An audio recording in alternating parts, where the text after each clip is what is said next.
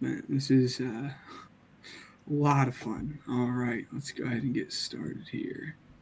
All right, do we see it? Yes. All right. Again, I we're still at the point where like no trades are gonna be made.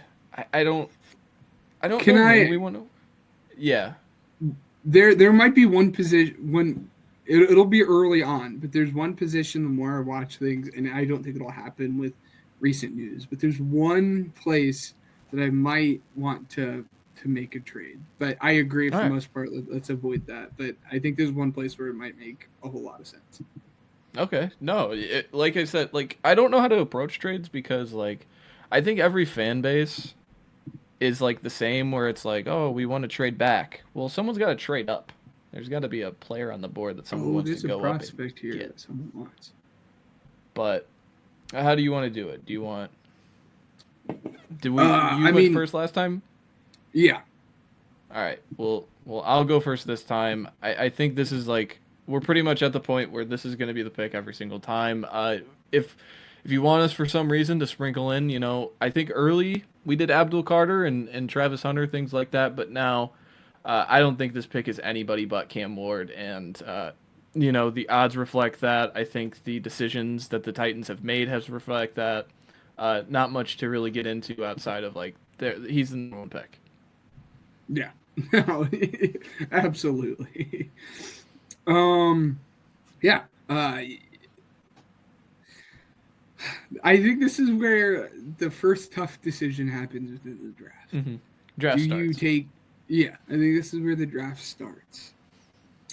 I they had a lot of conversation about Travis Hunter, and I think as we just talked about in our edge rusher rankings, I think Abdul Carr is the better player, but I think Mm-hmm. the need is higher at both wide receiver and cornerback.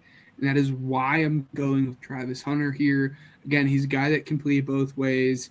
Um, I think Andrew Barry talked about playing him at wide receiver when they had the draft press conference and everything. But I think is where that conversation starts. Um, that being said, you pick three, and I mentioned doing a trade. Mm-hmm. I'm the Carolina Panthers at 9. And I'm like, holy cow, we have a need at edge, and you have two edge rushers now in Kayvon Thibodeau and a guy that you just paid Traded from, yeah. in, yeah, you just traded and paid in Burns. I desperately need as much help as I can get on my defensive side of the ball here at 8 coming from the Panthers GM. If I offered you, let's say, obviously 8 next year's first and like a third round pick. So my 8, a third, so let's say 74, for example, and then next year's first. Would that be enough to entice you to move back to 8? That depends, I guess. Do you want a quarterback at this point? Like, are you sold on Shador? Because if you take Shador, I think you could. It's tough. What do you think? So this is some of the like this is a fascinating like trade from both sides for me because this is Carolina dipping back into what burned them a few years ago with Chicago, where you give up the number one overall pick, you trade future draft capital, and that pick becomes Caleb Williams, who you probably still would have taken over Bryce Young. So you're dipping back into that market, and then for the Giants side is that all right, we're moving down 5 picks, we're getting a future first. Is Joe Shane looking at Brian Dable in the room going, we might not even make this pick. Like, this might not even be a player that we get to draft with. So it's fascinating on both sides. I completely understand it because if you're the Giants, you're moving down with the hopes that Shador is there. But at the same time, you're taking yourself out of the quarterback, zone. Like you are now putting it Mm, in the hands of like Vegas and New York, which I don't think those teams are going to take quarterbacks, but it again, it's the second quarterback on the board. You never know who's going to love Good. Shador or not. Michael Penix goes 8 last year. It's always going to be my reflection point. So it's fascinating from both sides. I think for the sake of content, I'm going to do this because I think this is Really, before fun for all of it. before you do that, Uh-huh. your Giants phone is also ringing. Mhm. On the other line, you got the Patriots calling. And they said, we too also Mhm. want Abdul Carter. We're not giving up as much. We're not giving up our first round pick this Yeah. year because we're moving up one spot. It makes absolutely no sense. So on the other line here, you got the Patriots and we're willing to move up one spot because we want this guy just as much as the Panthers do. I know we just went out and we just paid Harold Landry, but he's not going to stop you from drafting a guy like this. I said, here we are. We will give you 69 to move up one spot. So now you have two trade offers. You have a first this year, a first next year, and a third from the Panthers, or 69 to move back one spot and still get the guy you probably would have taken. I would leverage one more time with the Patriots and want 106. Like kind of equivalent to the Chicago trade up with the one spot. I think in that trade it was a third and a fourth to move up the one spot. Of course, for a quarterback, it's a different market, but I think those are equivalent trades in terms of value. So if I threw in 106 and we swap 219, is that Could I urge you? Could I push you? You can keep 219, and I'll just give you 144 instead of 106. okay? All right. I think that would happen. I think that would be enough. I think in the grand scheme of like overall, I think 106 would be like, it's as weird as it sounds, 106 would be a must, but for the sake of like let's agree to this so we can keep marching along, I think 104 is definitely worth it. So I will force this trade. So you get a fourth, you get a high value third that can be a second round player, and you get kind of that fifth round comp zone to move back one spot for the Giants. So force trade. Your New England Patriots are now on the clock, Ben, and I think I know who you're going to take. Yeah, absolutely. It's going to be Abdul Carter. We moved up to get the number one player in my eyes within the draft, a close to generational talent at the edge.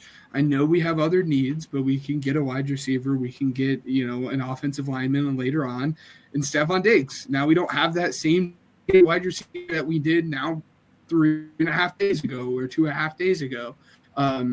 Yeah, Abdul Carter. Baby. No, I love it, man. This is the fun of trades because we got to get the Yes. gears turning. That got my creative head spinning. But for the Patriots, I mean it's easy. Like if you can go and get Abdul Carter and prey on a team's desperation, go ahead and do so. But for the Giants, I'm not going to take Shador. Not because I don't think Russell Wilson and Winston stops you. It's Woo. just, again, the value. I can't do it. I cannot do it. Overall, it's too tough of a choice to make. And yes, Ben, I'm gonna do it.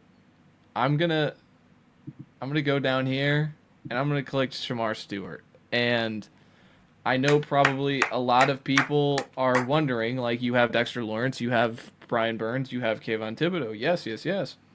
You could create a fearsome foursome along the defensive line with these four guys. I think putting a guy like Shamar Stewart next to you just create one-on-ones. You are just creating one-on-ones Yeah. across the board for some of your best players because Dexter Lawrence is predominantly going to be double teamed, and he's good at splitting those. You put Shamar Stewart right on the field early, and he is going to, I think, wreak havoc. I think it doesn't. I think Kayvon Thibodeau is at a point where, like, he doesn't stop you from taking a guy anymore, as he once did maybe a year ago at this time. But I think Shamar Stewart might be one of the better players on the board, especially along the defensive line. That I'm going to do it at 4 here. I think a lot of people are sitting there going, it should be Shador, it should be one, a Will Campbell. I think Will Campbell is definitely discussed, but hey, we moved back one spot. We still found a position of need, and created another advantage along the defensive line. So that's where I'm going. There you go. Patriots fans, let us know what you guys think about that. Trading back one spot to get off Abdul Carter to then take an edge here, but you picked up two good picks from it. Let us know what you guys think about that. I'm sure that's going to be I think it's controversial, no doubt about it. I think Shamar Stewart does not have as many fans as it does here on this live stream between you and I, but I think it spices it up. Yes, absolutely. Yes, and this will still be you picking for Jacksonville because you're the odds. Okay.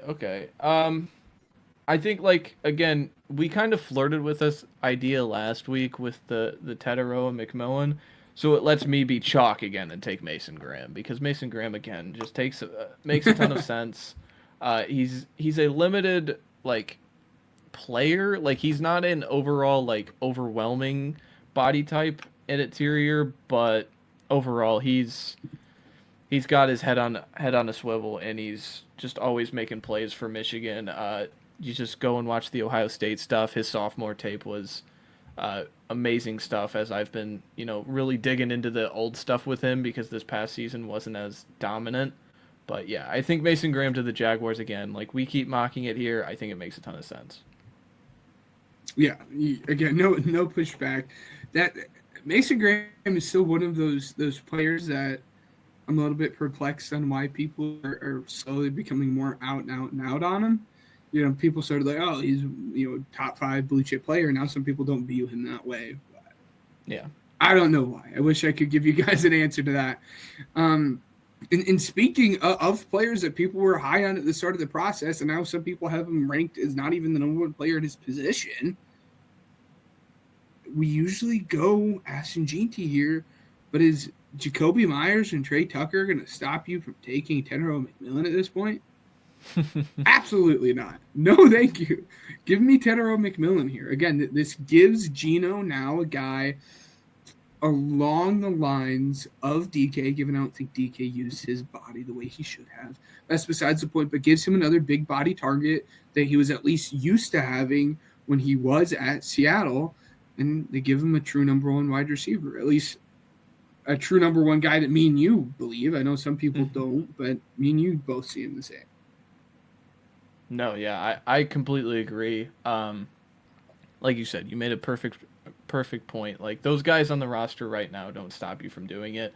If anything, it encourages you to go get a true Alpha X that hopefully can, develop into that with a good quarterback. Like, I think we both agree Geno Smith is in that, above average tier, and clearly gets that archetype of the ball with DK Metcalf. So no, I really love it. I think the Jets can go a bundle of ways. I think you could attack the tackle position, even though you took Olu Fashanu a year ago. You can attack the defensive line here if you so choose. You lose DJ Reed to free agency, but you kind of plugged it up with Brandon Stevens. I don't know what to do with the Jets here, so again, I think it falls on BPA, and that's Will Campbell here. Like, I've seen a lot of Tyler Warren here because I think a lot of people don't know what to put here. I think you just get Will Campbell, you keep growing the offensive line. I think you just find a place for him to fit, and you figure it out. So I'm going to take Will Campbell. I like it. Again, continue to build a good offensive line. Yeah. Because Lord knows Justin Fields did not have that with his time in Chicago. Now, if you're the Panthers, you're pretty upset, right? You're punching the air. We got out. You're like, well, man. we thought we had Abdul Carter. Well, it's okay because he didn't fall, but we'll be able to take Shamar Stewart. Well, we'll be able to take Tetero McMillan, and now you're out of the Mason Graham, and you're now out of all of these guys that you thought you were going to be able to get, and just kind of the way the board fell. So it has to be a little bit of a stab in the back for them. Um, gosh, yeah. I mean, I guess we're gonna get a little bit of an early run on here with edge, and I'm gonna take my third best edge rusher at this point in Mike Green. And he offers that pass rush upside that you need from a defense. Again, that defense basically needs every single position at this point, and might as well go and get the best defensive prospect that's available. No, I agree with you. I think the board just dictates it, man, for the Panthers. Like it's at a point where there's three dudes they are begging for, and they all go 3, 4, and 5. And I think there's a strong like conviction that they are gonna go 3, 4, and 5 because those guys are just that much better. And like you made an effort. You made an effort being the Panthers to go up and get it, but you outbid yourself with the New England Patriots. So that's what's fascinating this whole thing. The Saints. I think the Saints are looking at the board and they're going blue chip potential is dwindling. I think they're at a point where they need this pick to hit. And I think this is a weird choice, but it's Ashton Jeanty for me.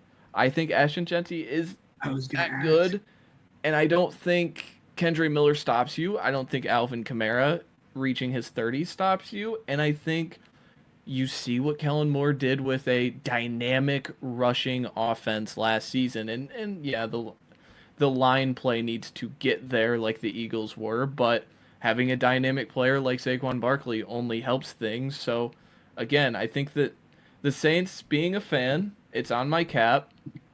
I think that they should be in the business of getting good players. And I think at 9, if this is the way it falls and Ashton Jeanty is the best blue chip player on the board, I think you just have to take him and figure it out. And I think a lot of people would look at that and say, you got to take valuable position. And I probably agree with you, but that's not this class and that's not the player Ashton Jeanty is. Yeah, you at this point you need to be able to draft good players that you know are going to hit, and that's Ashton Jeanty there. I think taking like the fourth. So I was going to ask you about that. Taking the fourth lineman, taking Membu, taking Simmons, who I like it's tough. It's tough to take those guys over someone as proven as I believe Ashton Jeanty is going to be in the league. That's just my whole argument with it. Yeah, no, absolutely. All right. This is where it gets tough. You were hoping that Ashton Jeanty fell to you at this point. Mm-hmm. I do have Armand Membu as the better tackle prospect. That being said, do you want to force the transition from right over to left? Because your right tackle is just fine. You have Darnell right there. And there's another very high-end tackle within this class that did play on the left side and played it fairly well. And there's injury concerns about him, but he was at the pro day today, and he did test in the fact that, it's 5 months off of a patella tendon tear, and he's still doing that, I think shows really, really good signs. And we're not going to overthink that. We're going to take a tackle. We're going to build the best offensive line we can. We don't want to have to worry about teaching a guy the different side of the offensive line. So we're going to go Josh Simmons here. I like it. You know my feelings on Josh Simmons. I think he's the second best tackle in the draft. I think he could have been really pushing Will Campbell if he didn't get hurt as early as he did.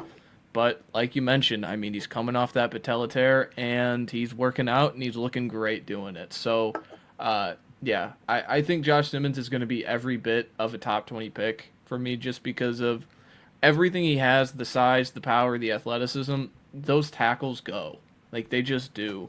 For God's sakes, Alex Leatherwood was a top 20 pick. So I just don't want to see someone overthink Josh Simmons in the long-term scheme of things in this world. So then we get to the Niners. I think the Niners' easy pick is Armand Membu. It would be fun to throw Tyler Warren in there. I think James Pierce is a fascinating player, being my third edge rusher, and I think he's warranted of this pick. because you swing and miss on getting Joey Bosa to play with his brother. But overall, I think it's easy. I think it's Armand Membu. You just plug him in on the right side. You get Colton McKivitz off the field, and you now have a progression plan whenever Trent Williams inevitably hangs up the cleats. You have someone in the building who is going to transition with your system. So Armand Membu. Yes, I like that. Again, you have to continue to build up that offensive line. Again, your guy that was going to back him up left in free agency this year and went to the Chiefs. So you have to find someone to fill in that spot. Again, I was debating about taking him at 10, so no pushback here. Now at 12. If Shamar Stewart would have fallen to 12, I would have taken him here. I know that there's need at the skill position players for them. But it would have been awesome to take him here. That being said, I'm not going to reach on those next edge rushers. I do think there's a clear cutoff between Shamar Stewart and those other guys for me. So we're going to go out and we're going to get a skill position player. I think we're going to get Luther Burden. I think that's just another wide receiver that people are overthinking just a little bit too much at this point in the process. He's a good player. He offers yak ability. Just do it. Look, number 1 in the country in missed tackles force. Don't overthink it. No, I think we did this early enough. I love his skill set next to CD. I just do. I think it gives you a... He might not be as vertical as CD, but CD is vertical, but the last few years they've really worked him in like Michael Thomas, where like he's kind of split around and been a reception hog just because they don't have anybody else to really spread the football to. This gives Burden that opportunity to be that, quote, reception hog, while CD gets more vertical, which I think he has the ability to do at a high level. Then we get to the Dolphins. The Dolphins are such a weird and awkward team to do because, I think it's just like, it's offensive line, really. Like, I think it has to be, but again, it's like, am I going to reach on one of these offensive linemen? Like, I don't know. It's tough. Like, Yeah. I really like Gray Zabel, but plugging him in at pick 13 as a guard is a tough position to be in. You lose Javon Holland. You've lost Christian Wilkins in the past. So it's like you're really scrambling at this pick to be a success.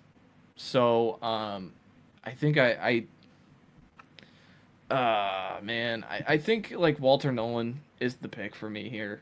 I think you're just trying to get more stout on the interior, get a good player who's going to be a productive player in year 1, and I think Walter Nolan gives you that ceiling of upside. So going Walter Nolan. Yeah, go and get your Christian Wilkins replacement. Yeah. Yeah. I'm sorry, Colts fans. He's here. You need the position. It's Tyler Warren. I know we try to change it up for you guys.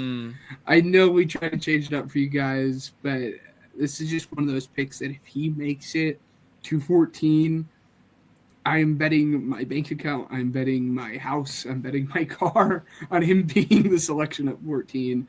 I just couldn't pass it up. Again, they for years now have needed a playmaker at the tight end position, and just go and get whoever your quarterback is, whether it's Anthony Richardson or Daniel Jones, just another pass catcher.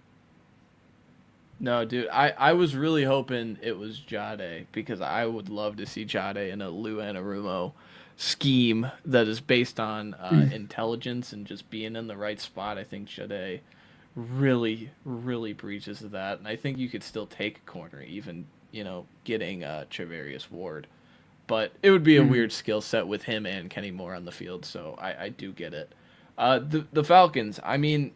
Are we just going to keep doing it? Like, I think we're just going to keep giving them edge rushers or defensive linemen until the draft happens, because we kind of have to, because it's just a grim position right now. And I know they tried to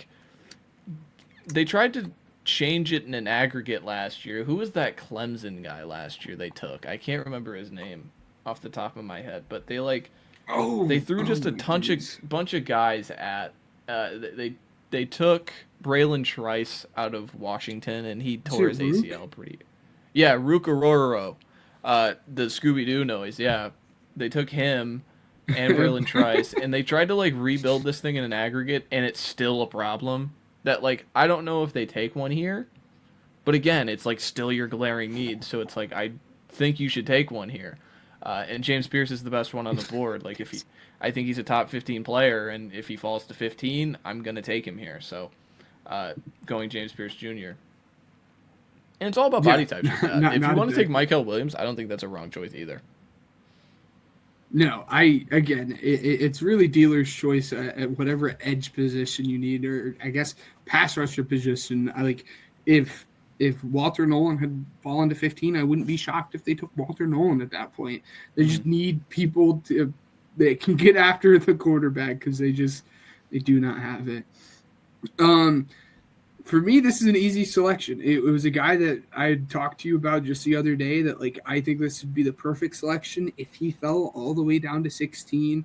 The Cardinals need help at the cornerback position. They have a lot of guys that can play the slot, and I think as fun as Barron is and as many positions as he can play, I think his best position is probably the slot. So that's why I'm not going there, and I'm going my number one outside corner and Will Johnson. I think a great fit, and I think they need help there along the outside of that defense. Yeah, I agree with you. Who was it? Garrett Williams out of Syracuse. He was awesome in the slot this year. He made like, I know it's like a joke thing, but I do this thing every year called the All Matt team, where it's like people I just like are underrated, and he was easily my nickel. So yeah, I think taking Jede kind of limits that. So again, I think Will Johnson is a ready-made outside corner, even if 2024 he kind of just like I think the best word to say is like he phoned it in, and that's fine. Like he won the national championship, and his quarterback left and his coach left, so he kind of was just waiting it out, hoping could I get to the league a year sooner. But Yeah. thankfully, you didn't take the guy I wanted for Cincinnati. That's Jahad Campbell, man. I think Jahad Campbell developing with Al Golden now there. I think Jahad Campbell is the perfect type that you want to put with Al Golden. I think you just want to put athletic bodies on the on the defensive side of the ball and tell him to develop them and turn them into starters. And I think Jahad Campbell is that. Am I taking a linebacker a little too early? Maybe, but Jahad Campbell's just overall skill set is overwhelming. And again, like this speaks to if you're still here from the edge conversation, like Jalen Walker is going to be an off-ball linebacker for me, and he's not going to be one because Jahad Campbell is in this class. And I've been on this kick since like December, man. Like this guy is truly phenomenal. And I don't really Absolutely. I don't really take these guys in the top 20. Keep going. No, absolutely. I agree. Again, I think he's just such a very good, well rounded prospect that can be a very good linebacker. Then again, can also be a very good pass rusher, which is two things that you desperately need, especially considering Jermaine Pratt has still requested a trade, and we're sitting waiting on our hands for that to happen. So Yeah. now this is where it'll get interesting. When they signed Sam Darnold, we had the conversation about you had after the first year the ability to get out of that contract. Yep. And are you trusting Sam Darnold to be your quarterback of the future? I'm not, especially with his inability to handle pressure, which is really funny considering I'm going to take Shedeur here, which is another guy that struggled with pressure. But you know, if you view Shedeur as the guy that can be your quarterback of the future, the fact that he fell to 18, you don't have to trade up to get him. It's a plus in the books of the Seahawks if they like him. And he's one of those interesting guys that I've had numerous conversations about. I'm not a fan of him, but if a team falls in love with him, it's going to be a good pick for that team. I might not like it, but the team could love it. Absolutely. If I'm the Steelers at 21, I'm kind of kicking myself maybe, because you can't trade up to 17.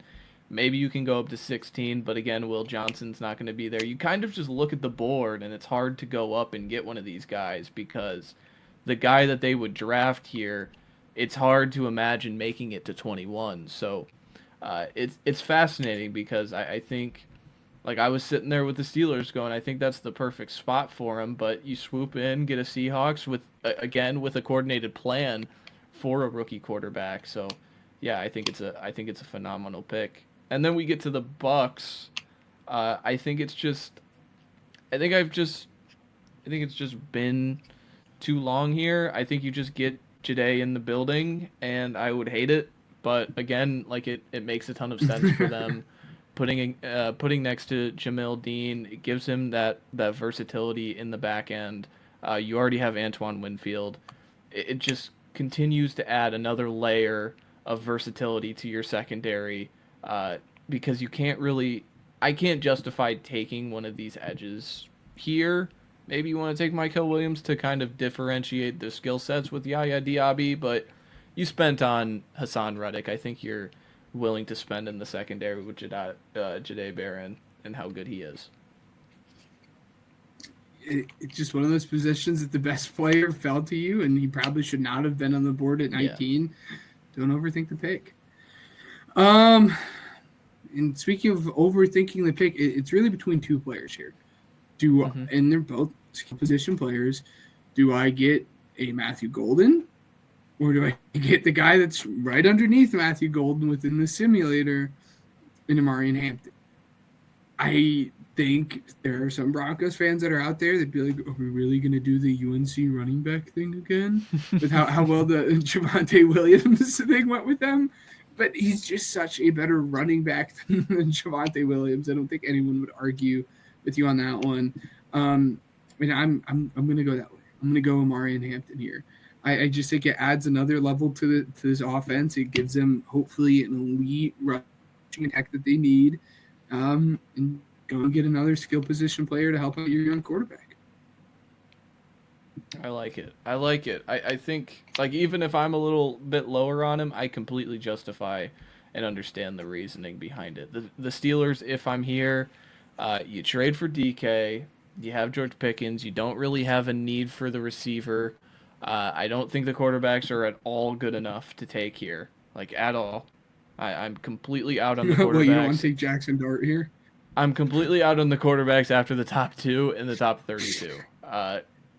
If any of these, like, I've seen so many mocks where there's 3 quarterbacks in the first round, I cannot get there, and I don't think I will get there at this point. But I think this is a perfect spot to kind of just plug another tackle. In Kelvin Banks. Even if I'm lower on him, I think this position just runs. I think this position just goes down the board. I want to see, like, am I missing anybody? Not really. No. Kelvin Banks is the pick here. Again, just a high-value position. Broderick Jones hasn't really showcased what you would want him to be. Just plug in another guy in Dan Moore's spot. It gives you flexibility to move Troy Fautanu into the guard position where James Daniels kind of leaves open. You have Zach Frazier already. You're really just, that left side of your line into the middle at center is just cost controlled. That it makes up for, the money that you have to pay Rodgers and the money you're inevitably going to have to spend on TJ Watt and the defense that they keep spending on. So that's what I think the pick should be here. Yeah, absolutely. Again, continue to build a good, young offensive line. It's the way the Eagles did it, and it's turned out very well for them. For me here with the Chargers, it's between 2 Michigan guys here. It's really between a Colson Loveland or Kenny Grant. They lost Poona Ford, who played a big role within their defense that can go and plug that up. Jesse Minter is very... He understands Kenny Grant. I mean, he was Kenny Grant's, defensive coordinator when he was there. And for the sake of doing something that we haven't done, I will do Kenny Grant here. And I think it is a good scheme fit, and it's a good position that they need to fill, especially with Poona Ford that left. Yeah, 339. He's just going to eat up Maryville. space. That's awesome. Yeah, he's from Maryville. Yeah. That's awesome. Didn't know that. I just learned that. Really? Oh yeah. But yeah. All right. No, Kenny Grant's a huge dude, and like he's much taller than Puna Ford. Puna Ford was. I don't know if you've seen it, but there was a TikTok I saw of Jason Kelsey talking about Puna Ford, and that Puna Ford was his hardest guy to defend because he was the one dude on the defensive line that was smaller than him. And how I mentioned leverage earlier, like Puna Ford would always win the leverage battle against Jason Kelsey, and he was always frustrated playing him because he was so stout and built. But yeah, no, I think I love the pick. Again, Kenny Grant's a weird, like, I don't want to say overthought player because like I think this is a little high for him, but he's a specific skill set. So like if your specific skill set is comparable, you remember Mozzie Smith with the Cowboys. Like Mozzie Smith was not really a first round player, but that specific skill set was so desired, being a run stuffing space eater defensive tackle, that they just go here, and you kind of just have to make the sacrifice because there's not many guys like him. But the Packers, I think Kenny Grant is a better player than Mozzie Smith too. I think he shows better pass rush upside, and he's more athletic, and honestly more athletic at a bigger size. So if Mozzie Smith can go here, there's no reason to believe that Kenny Grant could not. I agree with you. I think that the Packers sprint in this pick. They take Mykel Williams. I think this team needs more just. It's what's tough is because you are making the decision at this position, like either Ezeraku, who's a like we talked about, an awkward body type, or you take Mykel Williams, who is a completely raw pass rusher comparative to the guy you took many years ago, another Michigan guy, Rashawn Gary. And you're just hoping Mykel Williams can figure it out because, man, was that playoff game really rough for them on the pass rush side of the ball. I think everyone kind of lumps in that they like need a real receiver. I don't think there's many receiver ones in this class that doesn't already, compare to a skill set they already have. Like, I love their receiver room. It's just, we're missing an alpha. Oh, no. But, like, yeah. I don't think receiver is as big of a priority as people want to make it out to be, and I don't think the corners on the board are worth sprinting in at pick 23. Maybe Revel, but I think we've done that before, so I wanted to kind of switch it up. Yes, I agree. So we're gonna go the same position that we took here last week for our Vikings fans. A little bit high for the people who don't listen to the podcast, but for me, he's RB3. Aaron Jones, I love him, but he's not going to stop you from getting what I would consider another elite running back prospect in Caleb Johnson. You can go out and, again, build a good, solid team, especially on the offensive end. I mean, why was J.J. McCarthy able to succeed as well as he did at Michigan? It's because his team was able to run the ball at any point they really needed. And so go out and build a good run game that allows him to flourish in the pass game. Absolutely, man. I'm glad you're on my side. I think I did this pick last week. So, yeah, I mean, to just do it again, it's a great idea. But the Texans, it's kind of deciding between, do you want to keep Matthew Golden in state, or do you want to kind of reunionize Emeka Egbuka and CJ Stroud? And I'm going to defer to what I think the quarterback wants, and that's Egbuka. So I'm going to take him here. I don't think there's any way you can go wrong. I had these guys ranked pretty similarly when we did receivers. So, again, I think they both offer different skill sets. But I think Matthew Golden is enough similar to like a Tank Dell that when Tank Dell comes back, there's more flexibility with him and Egbuka. And, of course, Nico Collins. So that's why I'm taking Egbuka. Absolutely. And you have to take it with a grain of salt because it was his pro day. But people had him clocked in at a 4.48, which was better than what I would have thought. Very functional. These running backs are very, very easily translate. Yeah, these receivers are just faster, man. Absolutely. All right. Well, I'm going to take the easy pick. They don't really have a tight end that blows me away. You're building a good young defense in general.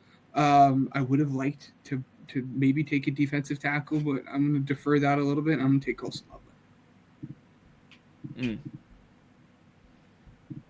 Good pick. Good pick.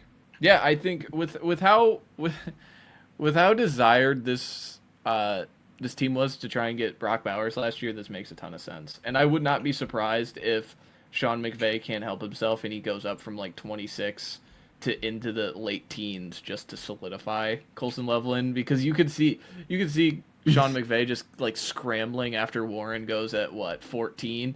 He's just like, we're not gonna get him. We're not gonna get him. We gotta go get him. We gotta go get him. So yeah, I think that would be just hilarious. Do we just take Jalen Walker here again? No. We've done that too many times. But the Ravens, man, I don't know how to think of the Ravens. Like, what have been their net like losses from their trying to be a Super Bowl team last year? They just signed Chidobe Awuzie, who played for the Titans and the Bengals the last few years. So that kind of stops me from taking a true corner. Malachi Starks is on the board. He's a fascinating player because I think Marcus Williams is going to walk, and I don't know the story on Ardarius Washington, if he's a free agent or not. So I'm going to go Starks here. Again, just give you a true center fielder. Again, just take the good players and figure it out. And, oh, by the way, I get to, screw Buffalo behind me, who beat me last year. So, yeah, Malachi Starks. And they've done this before. They took Kyle Hamilton in the 14. Sorry. Yeah, exactly. Giving you the best safety tandem in the entire NFL, without a shadow of a doubt. Have fun playing. Tyrann Mathieu and Justin Reed now exist, buddy. Oh, yeah. Sorry, my bad. I forgot. Yeah, settle down. Time out. Yeah, we're going to give a guy... we're going to get a guy opposite of Hutch here. They desperately needed pass rush when Hutch was gone. And my guy's staring me right at my face. I know, just an absolute pass rush demon. True pass rush grade at 90.5, which is very, very good, especially compared to the PFF grading system and everything. And again, just get another dude opposite of Hutch that can absolutely just pin his ears back and just go. Yep. No, I agree with you. I like Ezeraku, he's in that first round range for me. I am a little bit lower than you on him, but I think he's a fascinating player that definitely warrants this pick, depending on how the board is gone. So then we get into the Commanders. The Commanders keep loading things up. They took Tunsil, or they trade for Tunsil. They trade for Debo. They're kind of just shoring up everything on the offensive side of the ball. That taking Jalen Walker makes a ton of sense on the defensive side of the ball. They end up? I think they ended up re-signing Bobby Wagner before. Again, he doesn't stop you from taking Jalen Walker. It gives you this really powerful set of like him and Frankie Louvu on the field at the same time with those edge rushers. So I think, again, Walker is a fascinating, like, if the price is right, which in the later parts of the first round, it is right for me. It's just, like, I hate to spend so much time on this guy, but it's hard to see him as a top 15 pick and feel like people, if they keep staying in tune with these mock drafts, they're just never going to see Jalen Walker up there. They're just not, because I don't think either one of us is high enough on him to take them there. Absolutely. Shocked me a little bit. I thought for sure you were going to go Zabel there.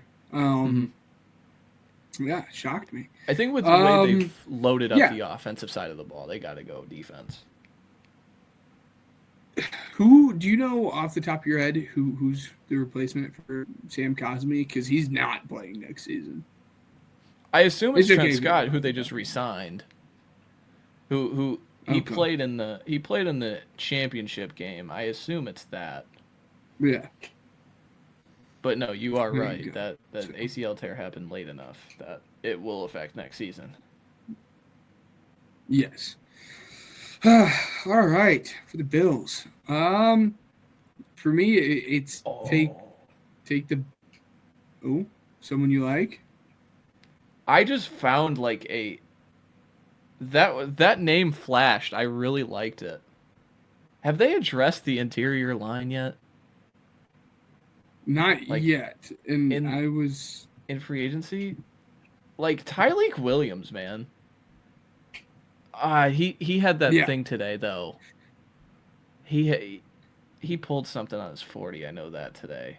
So maybe not. But that's fascinating. I liked thinking of that. That gave me some fun Yes. thoughts. But Derek Harmon could be an option, but I don't think mhm. he offers that run stopping ability that you probably want to take at this point Yeah. with your defensive tackle. What you would be getting out of Tyleek Williams.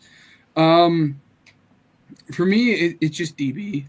Mhm. It's take the best DB that's available at this point. Um,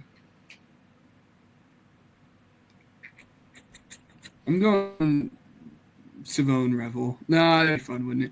But yeah, I'm going Savone Revel. Again, a Yeah. guy that I think would not even be within this conversation if he played a fully healthy year this year. He reminds me a lot of a guy that the Eagles took just last year, the smaller school guy that really likes to be a little bit physical and a little bit long.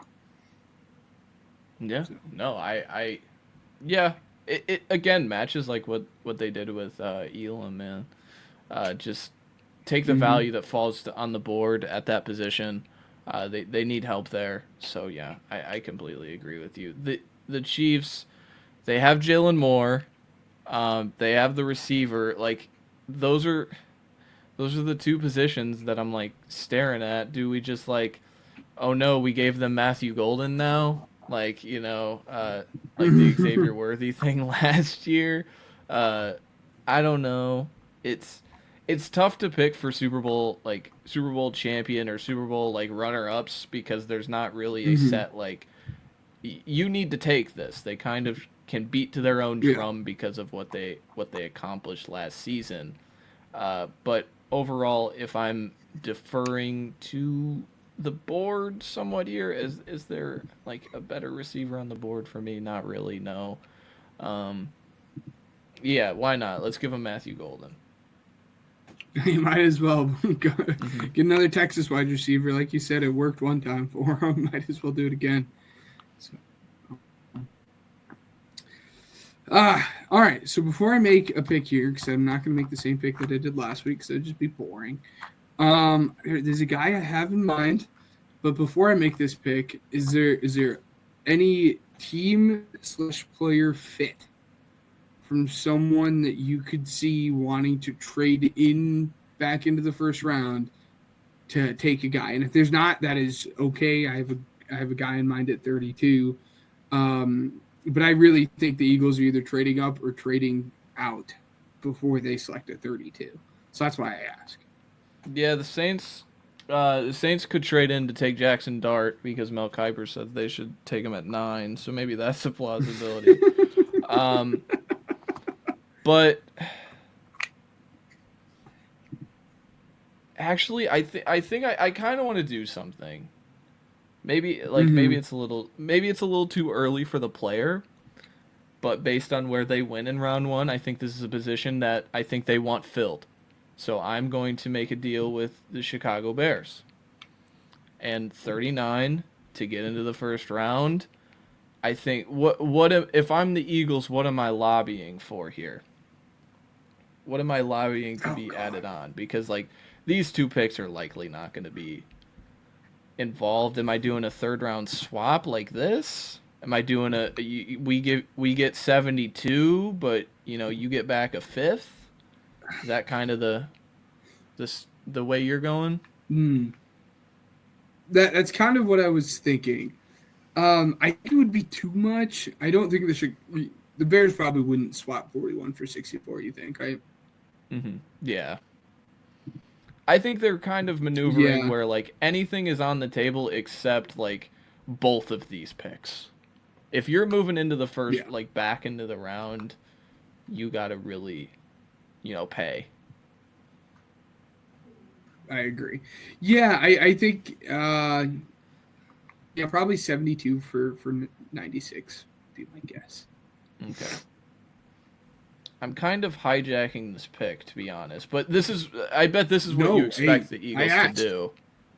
Yeah, Yeah, yes. I bet this is what you expect the Eagles to do, but I'm sliding in here to go get Travion Henderson for the Chicago Bears because I Whoa. think we have talked about this and I've talked about it specifically. I think Ben Johnson just wants to really value the juice department in the running game. And I think there's nobody Hmm. other than Trevion Henderson that really embodies that ability like Jameer Gibbs had in Detroit, that you can sneak into the first round here, get him on that 5th-year contract.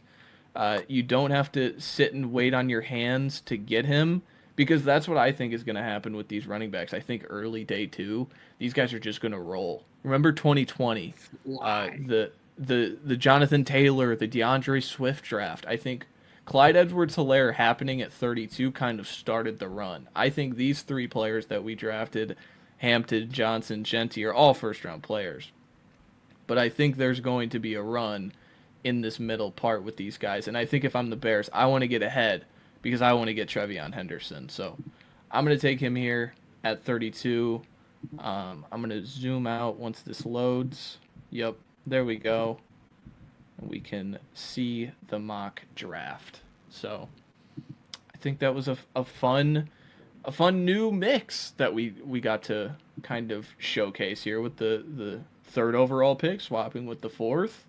Uh, you know, we get a pick 32 trade, which I bet you expect. Like I said, I bet you expect with the Eagles. Yeah, yeah, exactly. No, I thought it was fun. Again, continuing to try new players. I mean, Shadur getting all the way down to 18. Steelers fans Hmm. might be punching the air a little bit there, but yeah, fun as always. That's for sure. So